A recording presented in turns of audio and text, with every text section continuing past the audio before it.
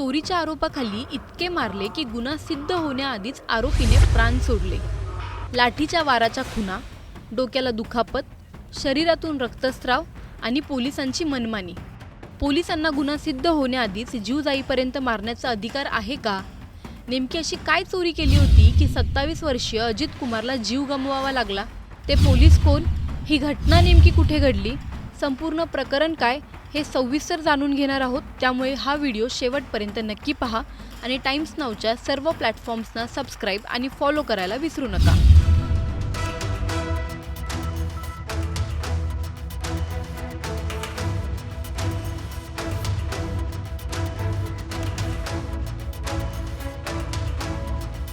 हा प्रकार घडला आहे तामिळनाडूमधील शिवगंगा जिल्ह्यात। शिवगंगा येथील काही ठिकाणी हिंदू धार्मिक मंदिरात सुरक्षा रक्षक म्हणून कर्मचारी तात्पुरत्या स्वरूपात नियुक्त केले जातात। 27 जून रोजी 75 वर्षांची महिला, तिची मुलगी निकिता आणि अजित कुमार हे मंदिरात गेले होते। निकिताने आपली गाडी पार्क करण्यासाठी अजित कुमार यांना गाडीची चावी दिली। गाडी चालवता येत नसल्याने त्यांनी इतरांच्या मदतीने ती गाडी पार्क केली। मंदिरातून दर्शन घेऊन परतताना निकिताला लक्षात आले की गाडीतील सोन्याचे दागिने गायब झाले आहेत। तिने तिरुपुवनम पोलीस ठाण्यात लगेचच तक्रार केली। त्यानंतर पोलिसांनी अजित कुमार व इतरांना चौकशीसाठी ताब्यात घेतले। दुसऱ्या दिवशी अजित कुमार यांच्या अवस्थेत बिघाड झाल्याने त्यांना तातडीने रुग्णालयात नेण्यात आले, पण डॉक्टरांनी त्यांना मृत घोषित केले।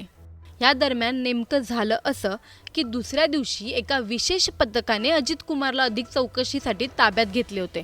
सीसीटीव्ही फुटेजमध्ये माझ्या भावाला चौकशीसाठी घेऊन गेले तेव्हा तो स्वतःहून चालत असल्याचे दिसून आले, पण नंतर साध्या कपड्यातील लोकांनी त्याला बाहेर काढले आणि सोडून दिले।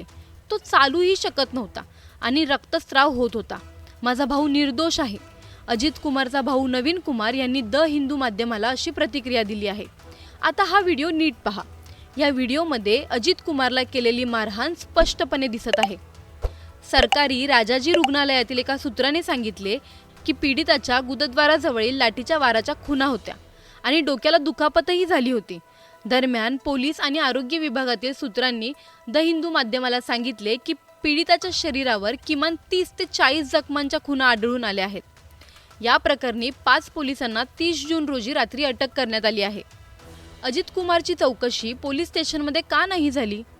पोलिसांचे नेमकं काम चौकशी करणं आहे की गुन्हा सिद्ध होण्याआधीच मारणं आहे? ही घटना पोलिसांच्या मनमानी कारवाया व गैरवर्तनातील गंभीर प्रश्न उपस्थित करते। तुम्हाला या प्रकरणी काय वाटतं? कमेंटद्वारे नक्की कळवा आणि व्हिडिओ आवडल्यास लाईक आणि शेअर करायला विसरू नका।